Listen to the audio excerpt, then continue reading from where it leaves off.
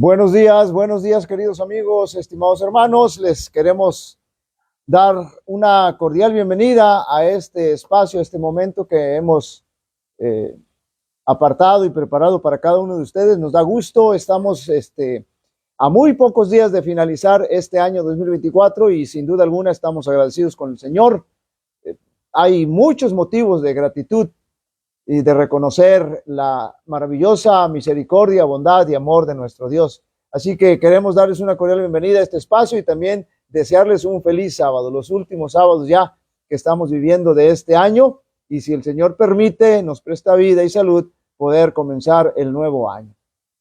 Vamos a invitarles para que hagamos una oración para no perder más tiempo. Querido y amante Padre que moras en el cielo, santificado sea tu nombre. Agradecemos, Señor, profundamente el privilegio que nos das del don de la vida, la salud, por ver la luz de este día santo, Señor. Dirígenos en este estudio, permite que tu Espíritu Santo pueda impresionar nuestras mentes y que podamos abrir el corazón a Cristo Jesús. De manera especial, Señor, por nuestros hermanos que son de otro credo religioso, especialmente, Señor, por nuestros hermanos católicos, evangélicos, que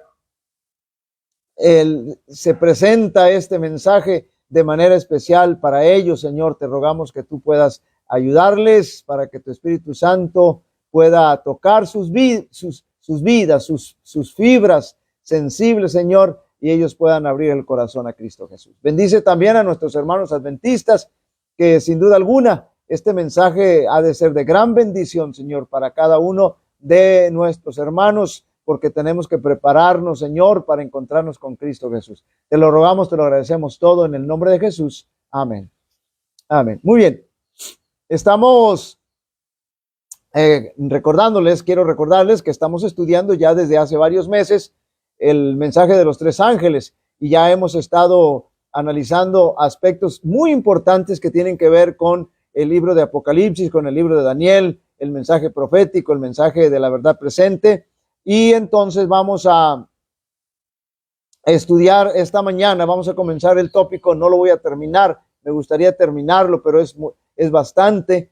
Me gustaría terminarlo para que no haya interrupción, para que usted al próximo sábado, pues algunos que nos sintonizan por primera vez o si se les olvidó, entonces como que estamos fuera de lugar. Pero les recomiendo que vayan escuchando, que vayan recordando los videos pasados para que podamos estar en sintonía. Vamos a comenzar a estudiar hoy la imagen de la bestia, importante tópico que tiene que ver con la segunda bestia y que tiene que ver con Apocalipsis 13. Vamos a dar una pequeña retroalimentación de lo que hemos estado estudiando y entonces ya a partir de ello nos vamos a sumergir en el estudio que nos ocupa en esta ocasión. Vamos a tener una pequeña retroalimentación. La bestia que se levanta de la tierra y tiene dos cuernos como de cordero, esto está fresco porque lo estamos estudiando apenas, pero habla como dragón, simboliza a los Estados Unidos, por supuesto. Usted le pregunta a la gente si la Biblia habla de Estados Unidos, la gente se sorprende. Incluso hace algunos años, cuando yo estaba como pastor allá en la Ciudad de México, diseñé una encuesta y entonces preguntaba yo en esa encuesta, ¿usted sabe que los Estados Unidos está comprendido dentro de la profecía bíblica? Y entonces pues algunos abrían sus ojos sorprendidos porque nunca habían escuchado hablar de esto. Es importante y además es interesante y es necesario. Entonces dijimos que la bestia que se levanta de la tierra y tiene dos cuernos como de cordero, pero habla como dragón, simboliza a los Estados Unidos de Norteamérica. Según vimos, esta bestia levanta una imagen de la primera bestia en su honor y es lo que vamos a estudiar. Es interesante. Ahora yo quiero hacer aquí un paréntesis bien importante, porque nuestros hermanos evangélicos, toda la rama pentecostal, han sido engañados, y disculpen que se los diga así directo de esta forma, han sido engañados porque y digo que han sido engañados porque la Biblia no menciona eso. Ellos han sido enseñados con una mentira de que todo va a suceder allá en Israel, que ahí se va a manifestar el Señor, ahí va a tomar su trono, todos los acontecimientos finales. Se les ha enseñado a ellos, mal enseñado a ellos, por eso digo que han sido engañados,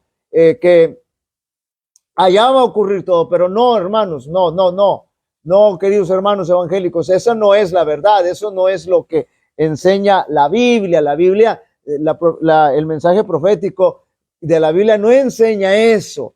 Por eso nosotros estamos arduamente predicando este mensaje para que ustedes puedan entenderlo y comprenderlo y aceptarlo. Nosotros, incluso dentro de nuestra iglesia adventista, hay muchos hermanos adventistas que se espantan y lo que sucede aquí, lo que sucede allá y más allá. No. Nosotros tenemos que estar viendo exclusivamente a los Estados Unidos de Norteamérica, porque ahí se va a desenlazar todo, ahí se va a desarrollar todo. Por eso el Señor nos los ha dejado proféticamente establecido en el capítulo 13 de Apocalipsis. Así que nuestra vista para ver el cumplimiento de los acontecimientos finales será en los Estados Unidos. Ahí tenemos que estar al tanto, tenemos que estar pendientes ahí. Cualquier otra cosa que suceda en otro lugar no tiene mayor relevancia o no tiene ninguna relevancia proféticamente hablando. Pero lo que sucede en los Estados Unidos tiene mucha relevancia, tiene toda la relevancia proféticamente hablando. Entonces dijimos, una imagen es un reflejo o una semejanza, siendo que la imagen es la primera bestia, es de la primera bestia. ¿Y cuál es la primera bestia? Pues el sistema papal. La primera bestia de Apocalipsis 13 simboliza al sistema papal. Por lo tanto, noten ustedes que es bien importante lo que estamos estudiando. Es crucial, es trascendente. Una imagen, dijimos que según vimos ya lo que hemos estudiado, esta bestia, la segunda bestia de Apocalipsis 13, que simboliza los Estados Unidos de Norteamérica, levantará una imagen de la primera bestia en su honor. Por lo tanto, es importante entender qué cosa es una imagen. Y una imagen es un reflejo, una semejanza, note bien, siendo que la imagen es de la primera bestia, es decir, la imagen que va a levantar Estados Unidos es una imagen del sistema papal. Ahorita vamos a entender por qué se dice así. Necesitamos saber quién es esa bestia y cuáles son sus características. Y como hemos visto, las características fundamentales de la primera bestia, es decir, del sistema papal, durante los 1260 años, es que unió a la iglesia con el Estado. Acuérdense que yo he estado haciendo mucho énfasis en la separación de iglesia y de Estado. Entonces, la primera bestia de Apocalipsis 13 que simboliza, representa al poder papal, al sistema papal, durante 1260 años, es que unió a la iglesia con el Estado y empleó la espada, acuérdense bien, para perseguir a los que no estaban de acuerdo con sus doctrinas. Y esa historia se va a volver a repetir. Dice aquí mi sobrino Gerson González, hola, muy buenos días, feliz sábado, gracias. Igualmente, que pasen un feliz sábado allá donde ustedes están y que puedan disfrutar alabando el nombre de nuestro Dios. Saludos a todos, a toda la familia por allá y a nuestros hermanos también que se congregan por allá. Muy bien, entonces, la bestia que se levantó de la tierra hará una imagen de esto. Es interesante que nosotros entendamos lo que significa esto. La nación de los Estados Unidos, escuchen bien, va a contrariar los principios de su propia constitución, levantando una república del papado, y se repetirán escenas similares a las que ocurrieron con Jesús y Juan Hus. Ya lo que ocurrió con Jesús, con los judíos, eso ya lo estudiamos, ya lo vimos detenidamente. Por lo tanto, es importante que entendamos qué significa la imagen de la bestia, es decir, lo mismo que hizo el sistema papal es lo que va a hacer la segunda bestia de Apocalipsis 13, y entonces también le va a regresar el poder a la primera bestia, es decir, al sistema papal. Nosotros, yo he venido repitiendo reiteradamente, haciendo una pregunta. ¿Ustedes saben en qué consiste la herida mortal? Porque si sabemos en qué consiste la herida mortal que recibe la primera bestia de Apocalipsis 13, es decir, el sistema papal, en el año 1798, entonces nosotros sabremos en qué va a consistir la sanidad de esa herida mortal. Muy bien. Ya hemos visto que los dos cuernos, como de cordero, los dos cuernos, noten bien que los cuernos están separados, simbolizan una sola nación que se compone de dos reinos separados, una nación dentro de los Estados Unidos, pero pero son dos naciones separadas, dos reinos, perdón, separados. La iglesia y el Estado cuando la iglesia y el Estado están separados, todo está bien. Ese es el plan de Dios, ese ha sido el plan de Dios. De este fundamento se desprende la idea de dos principios, fíjense bien: libertad civil, que es el Estado, y libertad religiosa, que es la iglesia. Y por más de 200 años los Estados Unidos han respetado esta separación de iglesia y el Estado. Pero tristemente la profecía afirma que la nación, la profecía de Apocalipsis 13 respecto a la segunda bestia, afirma que la nación terminará hablando como dragón. ¿Y quién es el dragón? Ahorita vamos a ver. Pero, ¿qué significa la voz de dragón? Para responder a esta pregunta necesitamos saber primero qué representa el dragón. Vamos a ver la identidad del dragón. Y me llama la atención que muchos padres de familia, incluso hermanos adventistas, les dejan ahí en la televisión a estos niños viendo ese programa donde no voy a mencionarlo, pero ya no son mensajes subliminales, sino son mensajes directos donde está la manifestación directa del dragón. El dragón es el protagonista central en las profecías de Apocalipsis 12 y 13.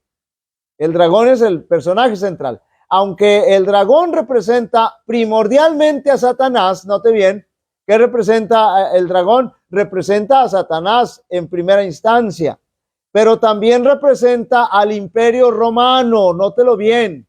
Nosotros no estamos inventando eso como adventistas del séptimo día, no, esa es la interpretación correcta de acuerdo a lo que la historia nos ha marcado. Recordemos que nosotros tenemos un principio de interpretación o un método de interpretación profética que es el método historicista. Por lo tanto, el dragón en segunda instancia también representa el Imperio Romano, el reino que procura matar al hijo varón, de acuerdo a Apocalipsis 12:3.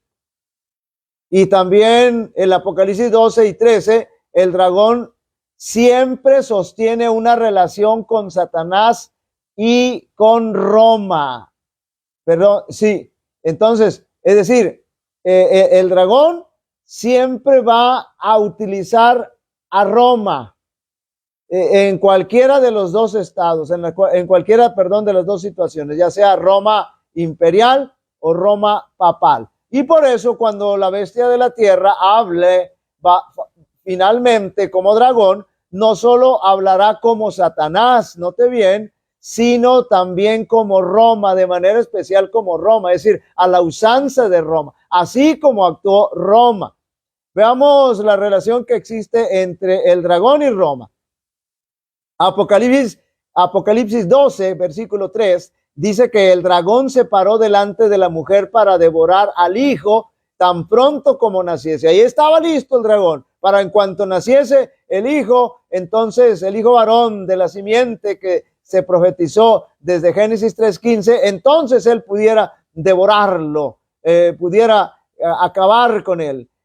Satanás, el dragón, pero obró por medio de Herodes, un gobernante civil de Roma. ¿Se acuerdan lo que dice el Evangelio según San Mateo, si no mal recuerdo? La tremenda matazón, la horrible matazón que hizo este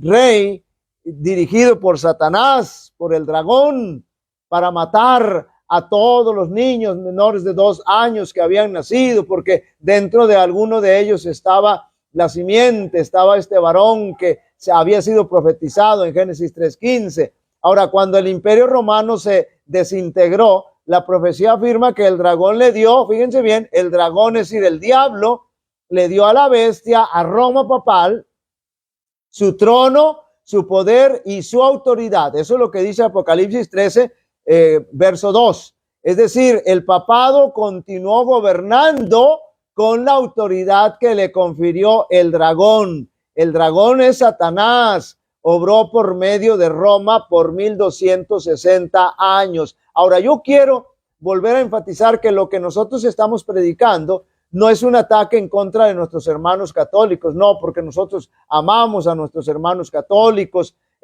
amamos a los fieles, no los estamos criticando, no los estamos desafiando, no los estamos molestando, provocando, no, solamente estamos enseñando lo que la Biblia dice para que se den la oportunidad de escuchar el mensaje profético y si ustedes consideran pertinente tomarlo en cuenta, bueno, qué bueno sería y permitan que el Espíritu Santo dirija su vida y ustedes tomen la mejor decisión, pero no es un ataque, no es una ofensa para con ustedes, sino todo lo contrario, es un mensaje de amor, es un mensaje que sale de nuestro corazón para que sea de bendición para ustedes, mis hermanos católicos, pero también nuestros hermanos evangélicos y cualquier otro hermano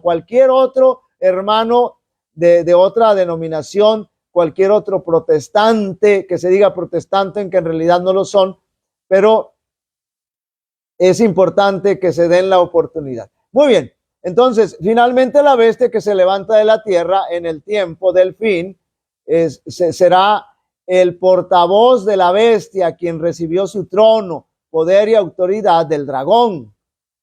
Resumiendo, al hablar como dragón, la bestia de la tierra, Estados Unidos, por supuesto, no solo habla en nombre de Satanás, note bien, Estados Unidos, hablando como dragón, es decir, como Satanás, sino, no solamente hablará como Satanás, sino en nombre de Roma papal. ¿Cómo está esto? Si en los Estados Unidos es un país netamente protestante, que estaba protesta en contra de las enseñanzas heréticas del sistema papal, ¿cómo es posible que entonces va a hablar como Satanás y va a hablar como en el nombre de Roma papal?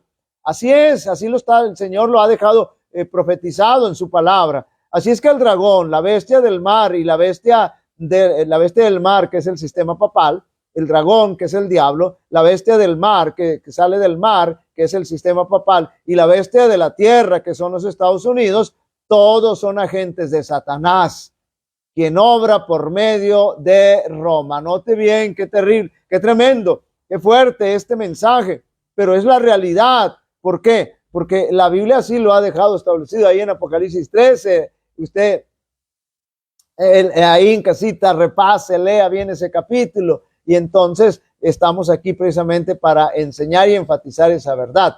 Ahora, resumiendo, Apocalipsis 12, 1 al 5, el dragón, es decir, Satanás, por medio del poder civil de Roma, procuró matar a Jesús, como ya lo vimos, como ya lo analizamos. Número 2, Apocalipsis 12, 6, 13 al 15, el dragón, es decir, Satanás, por medio de Roma papal, persiguió a la mujer, es decir, a la iglesia, por 1260 años. Apocalipsis 12, 17, el dragón, es decir, Satanás, por medio del portavoz de Roma papal, la bestia de la tierra, perseguirá al remanente de la simiente de la mujer cuando la herida mortal se sane, porque la herida mortal no se ha sanado, hago énfasis en eso. Por eso es que Apocalipsis 13, 4 dice que el mundo no solo adorará a la bestia, sino que adorará también al dragón. Es decir, no solamente va a adorar a la primera bestia, al sistema papal, sino también que va a adorar al diablo, de quien la bestia recibió su trono, su poder y su gran autoridad. Lo que estamos diciendo es bastante serio. Imagínese, usted piensa que está adorando a Dios, pero no está adorando a Dios, está adorando al diablo en realidad. Por eso es importante que nosotros dejemos bien claro este mensaje. Dice mi sobrino, el tema es interesante, pero en nuestros tiempos, ¿cuáles son las estrategias que este poder político está usando y cómo se están llevando a cabo?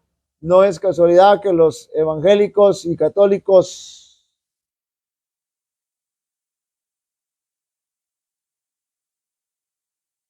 y católicos, ya me perdí aquí, que los católicos conservadores se unieran en las elecciones pasadas en esta nación. No, nada es casualidad, por eso estamos enfatizando que nosotros debemos tener nuestra mirada fija en los Estados Unidos. Todo lo que ocurre en Estados Unidos es importante, lleva mensaje profético. Bueno, no exactamente todo, ¿no? Porque ya hemos dicho, por ejemplo, cuando Trump subió al poder, dijeron los hermanos, ay, ya viene la ley dominical, ya se va a acabar, ya viene Jesús y todo eso. No. Nosotros lo que tenemos que estar alerta es la relación que va teniendo Estados Unidos con la primera bestia, con el sistema papal. Ahí está todo, se está planeando todo. Acuérdense que el asunto ese de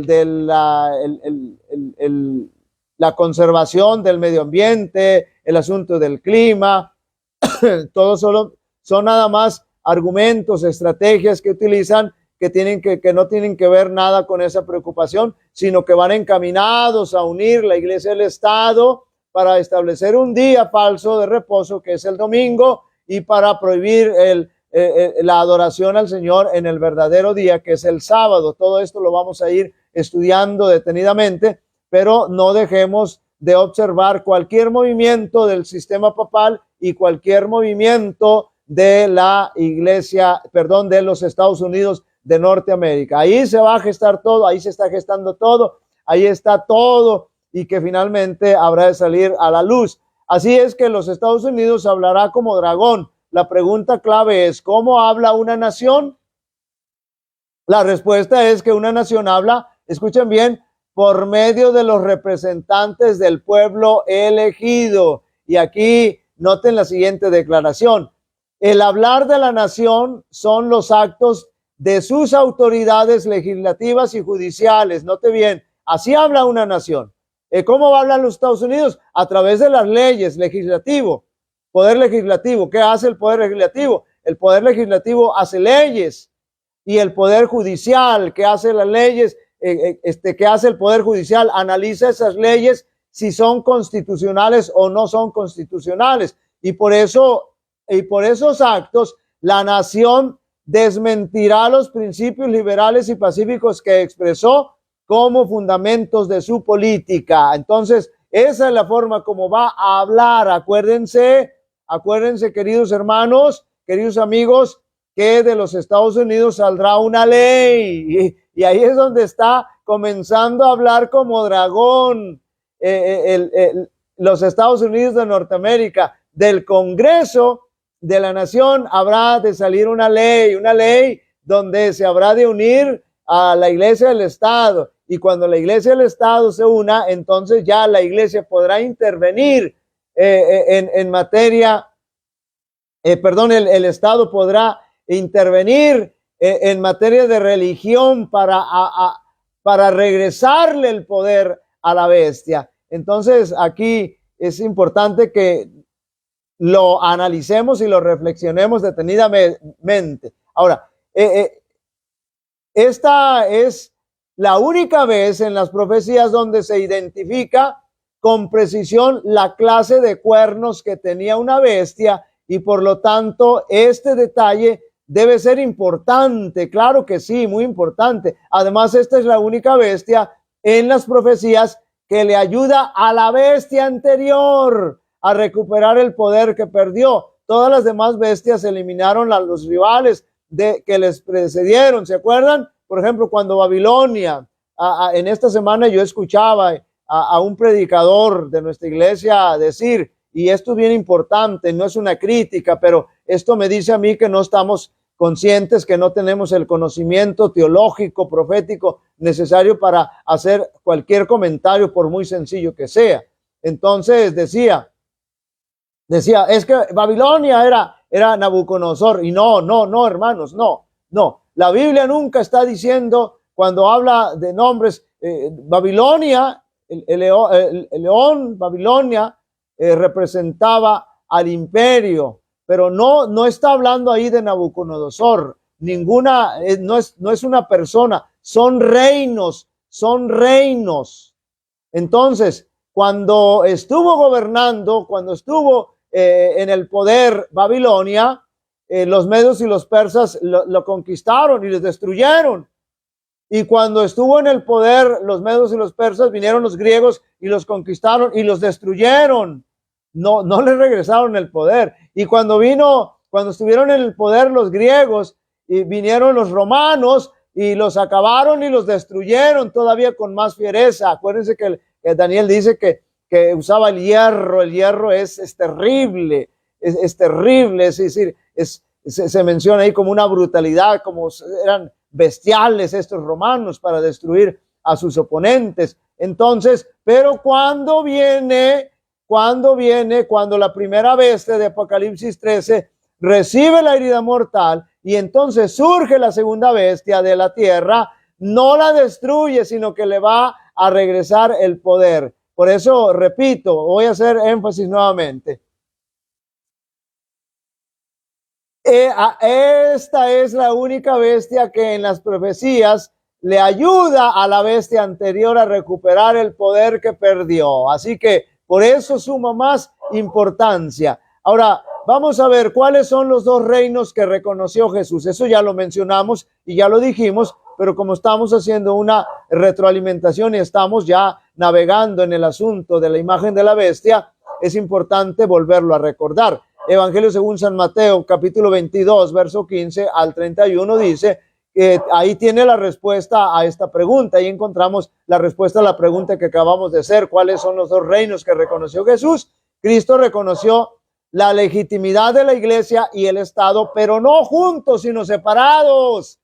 Este es el tópico importante. La iglesia y el Estado sí pueden existir, pero separados. Ahora, muchos cristianos de hoy dicen que debemos ser patrióticos y cristianos. Fíjense que los judíos decidieron desechar su patriotismo, su nacionalidad, cuando dijeron, no tenemos más rey que a César. Ellos estaban siendo subyugados por los romanos. Ellos no debían haber aceptado a César, porque ellos les estaban robando la libertad, les estaban robando su nacionalidad, su soberanía. Y entonces, con tal de matar a Jesús, dijeron, nosotros no tenemos más rey que a César. Entonces, escuchen bien, muchos cristianos de hoy dicen que deben ser patrióticos y cristianos. Dicen que para hacer ambos necesitamos presionar al gobierno para que apoye la religión. Noten bien que estamos hablando desde la óptica de la segunda vez, es decir, estamos mirando Estados Unidos.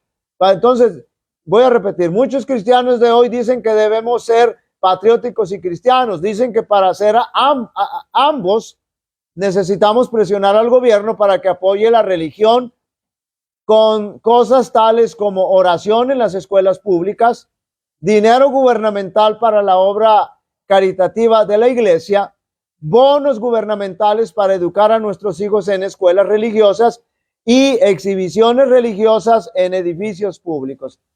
Así que eso es lo que ellos están pensando y lo que ellos están diciendo. Pero como ya hemos visto, separar los asuntos de la iglesia de las del Estado es cristiano, porque eso fue lo que hizo Jesús, lo que hizo Cristo. Lo que ellos están diciendo no es cristiano, porque Jesús dijo que debían estar separadas la iglesia y el Estado. Entonces, cuando nosotros estamos enfatizando que deben de estar separados, entonces sí estamos actuando como cristianos. Eso sí es cristiano. Y también es patriótico porque está en armonía con los documentos que fundaron la nación de los Estados Unidos. Es decir, pensar que la iglesia y el Estado se mantengan separados es cristiano. Pensar que la iglesia y el Estado se mantengan separados también es patriótico, porque así se estableció en los documentos iniciales constitucionales de los Estados Unidos de Norteamérica. Así se estableció. Ahora, escuchen bien ahora, unir la iglesia con el Estado sería anticristiano, pues iría en contra de lo que Jesús enseñó. Y antipatriótico, porque va en contra de los principios de los padres de la patria. Noten bien qué fácil es ser anticristiano.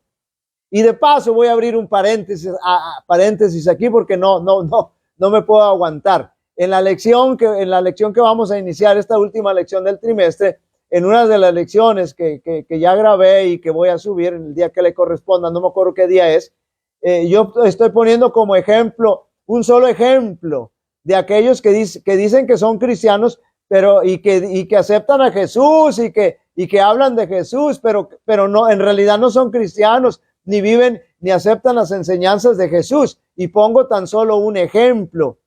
Jesús guardó el sábado, dice la Biblia. Incluso Jesús cuando murió guardó el sábado. Y la Biblia lo dice con toda claridad. Y lo guardó Jesús. Y si yo soy cristiano, pues entonces yo tengo que guardar el sábado. Pero ¿qué hace la mayoría de los cristianos? Guardan el domingo, algunos guardan el miércoles, pero la mayoría guarda el domingo.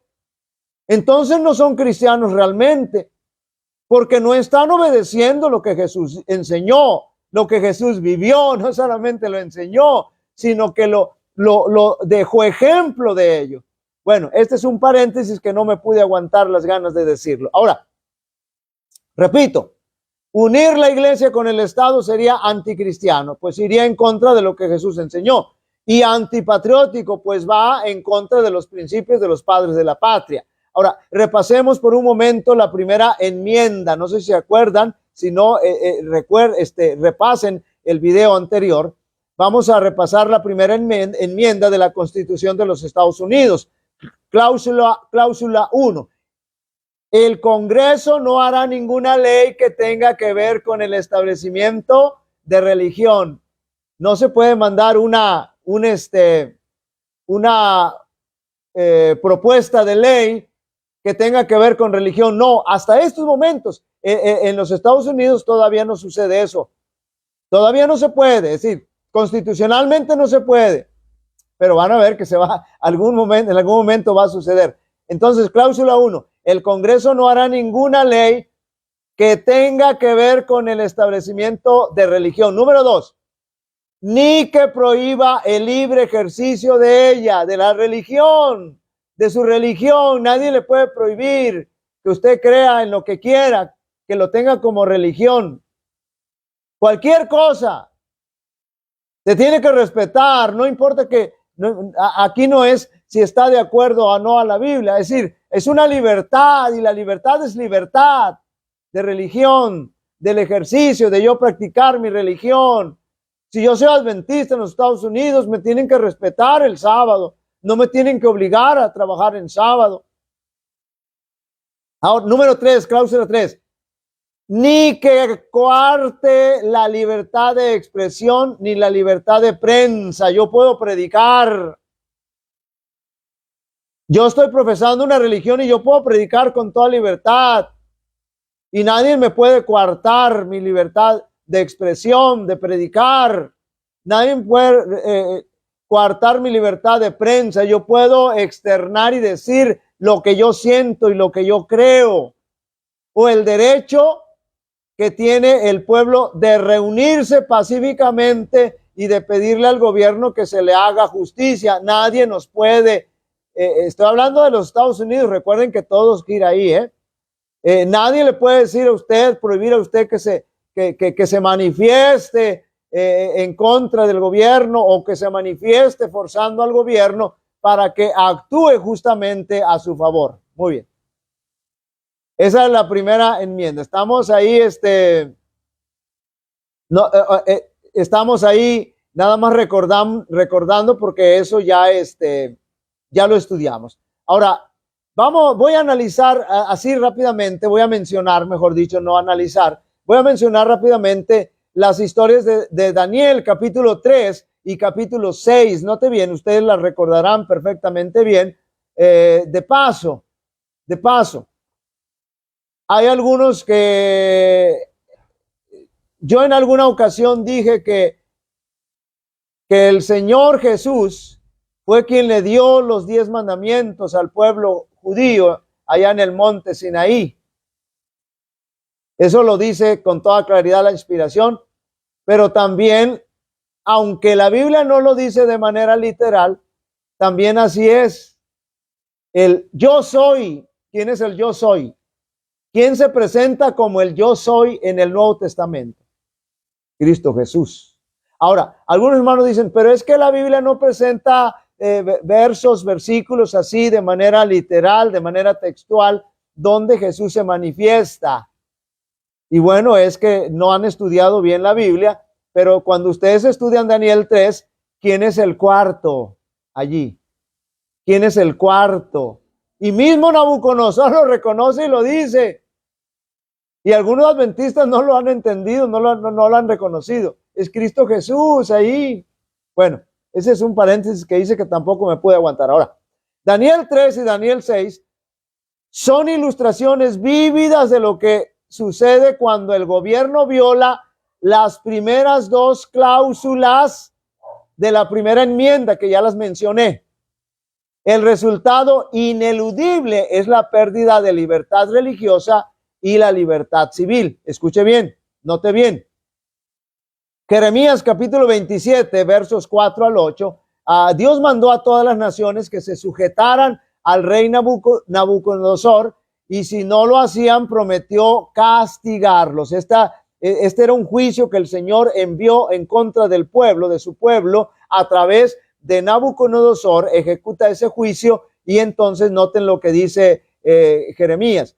Y les mandará que digan a sus señores, así ha dicho Jehová de los ejércitos, Dios de Israel, así habéis de decir a vuestros señores, yo hice la tierra, el hombre y las bestias que están sobre la faz de la tierra con mi gran poder y con mi brazo extendido, y le di a quien yo quise, y la di a quien yo quise, y ahora yo he puesto, note bien, todas estas tierras en manos de Nabucodonosor, rey de Babilonia, mi siervo. Note bien cómo lo llama, porque el Señor lo está utilizando para este juicio. Y aún las bestias del campo le he dado para que le sirvan, y a todas las naciones, y todas las naciones le servirán a él, a sus hijos y al hijo de su hijo, hasta que venga también el tiempo de su misma tierra, y la reduzca a servidumbre muchas naciones y grandes reyes, y a la nación y al reino que no sirviere a Nabucodonosor, rey de Babilonia, y que no pusiere su cuello debajo del yugo del rey de Babilonia, y que no se sometiere, castigaré a tal nación con espada y con hambre y con pestilencia, dice Jehová, hasta que la acabe yo por mi mano. Ahora noten bien, la cláusula que prohíbe el establecimiento de la religión en Daniel 3. Note bien, en Daniel 3, el rey Nabucodonosor procuró establecer una observancia religiosa. Nabucodonosor se está metiendo en asuntos religiosos. No le corresponde, no debe hacerlo.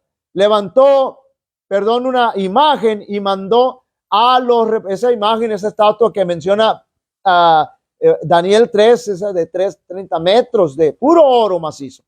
Entonces, levantó esa imagen y mandó a los representantes de todas las naciones, lenguas y pueblos que adoraran la imagen que él había levantado. Una orden religiosa, metiéndose el Estado en lo que no le corresponde. Aquellos que rehusaron obedecer este decreto religioso impuesto por el Estado, acuérdense que ya expliqué lo que significa la palabra Estado. Aquí en México decir Estado de Tabasco, Estado de Veracruz, no es correcto, es incorrecto y es vergonzoso, porque uno se da cuenta que no saben lo que está diciendo. Muy bien. Entonces, aquellos, fíjense bien, que rehusaran obedecer este decreto religioso impuesto por el Estado, perderían el más grande derecho civil, el derecho a la vida. Ese es un derecho, una libertad que incluso nuestra Constitución la establece con toda claridad. Así es que cuando el rey estableció una observancia religiosa, el resultado fue automáticamente la persecución contra aquellos que no obedecían. ¿Se dan cuenta por eso? ¿Por qué razón se debe mantener separada la iglesia y el Estado? Y el diablo lo sabe muy bien, por eso está empeñado en que se unan y finalmente se van a unir. Dice, eso no se puede ahorita, pero poco a poco ya lo están aplicando. Es decir, en estos momentos no se puede, pero cuando el Congreso de la Unión, allá en los Estados Unidos de Norteamérica, decrete esto, entonces eso será ya una realidad. Pero noten bien, será un atropello, porque lo vamos a mencionar más adelante, será un atropello constitucional. Muy bien, entonces dice Gerson dice, el Estado es el sistema político. El Estado es todo. Por ejemplo, nosotros, ¿cómo nos llamamos? Estados Unidos mexicanos y los Estados Unidos de Norteamérica. Es decir, el Estado es todo el país. Pero se dice Estado refiriéndonos al gobierno, a la autoridad que gobierna civilmente en nuestro país.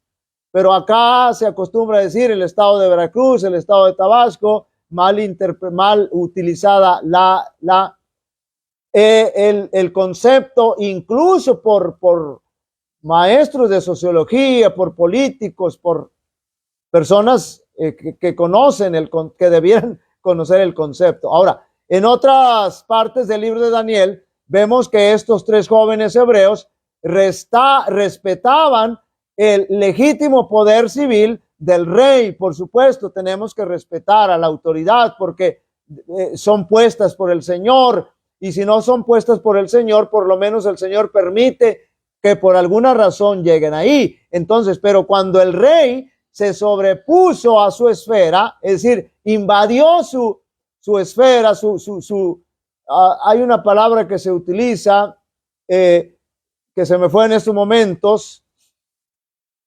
cuando el rey sobrepuso su esfera de autoridad, ellos se negaron a obedecer su ley, porque ya está invadiendo un terreno que no le corresponde.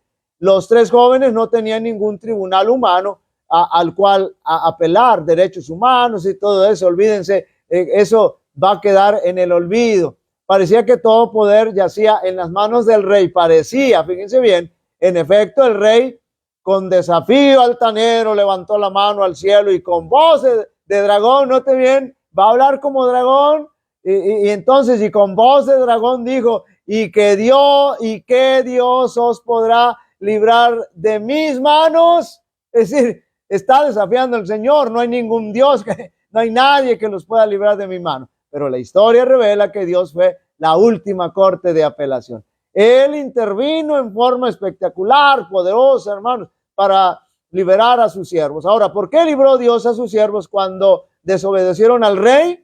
¿Acaso Dios no había dicho que todos deben subyugarse ante la autoridad del rey? Sí, claro. Pero el Señor los libra porque el rey estaba violando la libertad que el Señor les había dado a sus hijos, les ha dado a sus hijos. La cláusula de la libre práctica de la religión en Daniel 6, vamos a verla. Si nos da tiempo, ya con esto voy a terminar, yo creo, porque ya el tiempo nos está ganando. La historia de Daniel 6 es semejante, pero en algunos aspectos diferentes. Note bien, esta tiene que ver ya con Daniel directamente. En Daniel 6 discernimos un ejemplo de lo que sucede cuando el gobierno viola la segunda cláusula de la primera enmienda. Estoy hablando de los Estados Unidos. El rey Darío no estableció ninguna observancia religiosa, no. Más bien estaba prohibiendo la libre práctica de la religión. No estaba prescribiendo cómo debe orar, cómo se debe orar. No había una ley donde te decía, tú tienes que hacer esto para orar, sino que no se podía orar a otro Dios en 30 días. Esa era la ley. Ahora, esta ley que prohibía la libre práctica de la religión resultó en la persecución de Daniel, quien insistió en adorar a Dios como le dictaba su conciencia. Acuérdense que Daniel no siempre abría las ventanas mirando hacia dirección a donde estaba el templo de Jerusalén. Y en esa ocasión no la cerró ni se escondió para orar. No, Daniel siguió actuando como siempre actuaba. Ahora, Una vez más, todo el poder parecía estar, note bien, en las manos del enemigo de Daniel. La ley de los medios y los persas no se podía cambiar, no se podía derogar, no se podía revocar, de modo que parecía que Daniel iba a perecer.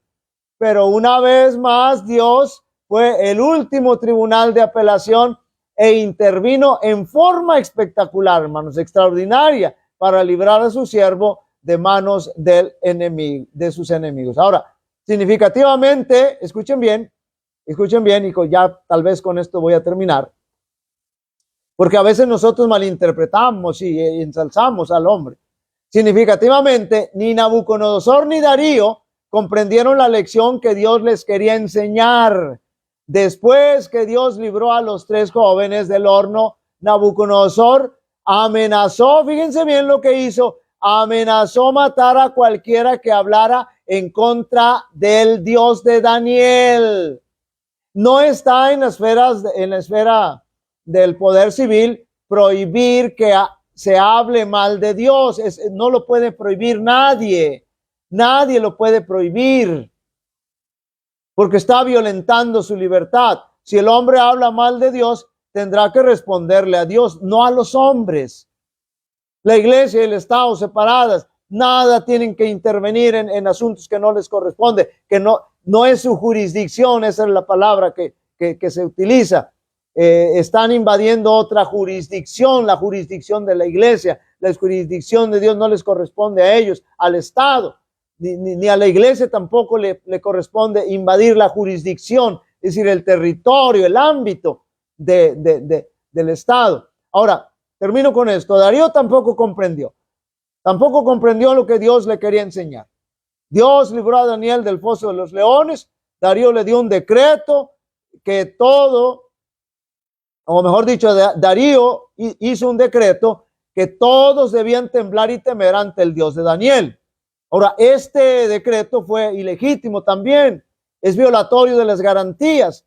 El poder civil no puede obligar a la gente a temblar y a temer delante de Dios, pues esta función no le pertenece al gobierno. Es como si el Señor dijera, pues la iglesia mentista es la iglesia verdadera, así que todos se tienen que unir a ella o si no van a morir. No. Aunque somos la iglesia verdadera, el Señor no hace eso porque no va a violar nuestra libertad.